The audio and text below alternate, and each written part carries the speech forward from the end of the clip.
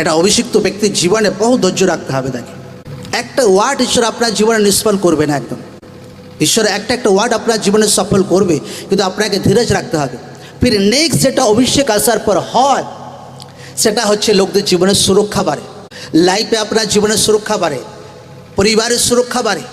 Oil লাগিয়ে লোকদের উপর অভিষিক্ত করা হতো লোকদেরকে, যেন ঈশ্বরের তাকত, ঈশ্বরের আত্মা, ঈশ্বরের সুরক্ষা সেই ব্যক্তির জীবনে যেন কাজ করে। একদম আমেন। যখন অভিষেক আসে তো সুরক্ষা আসে, কারণ ঈশ্বরের পবিত্র আত্মায় আপনাকে সব কিছু বলে দেবে।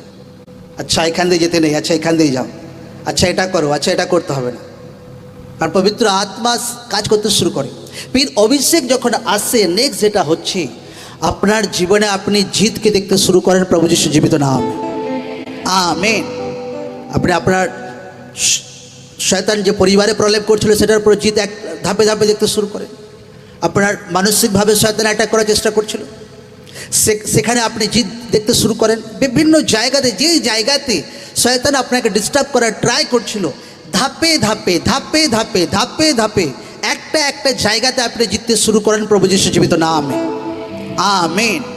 এইটা অভিষেক আসা দ্বারা লোকদের জীবনে হয়।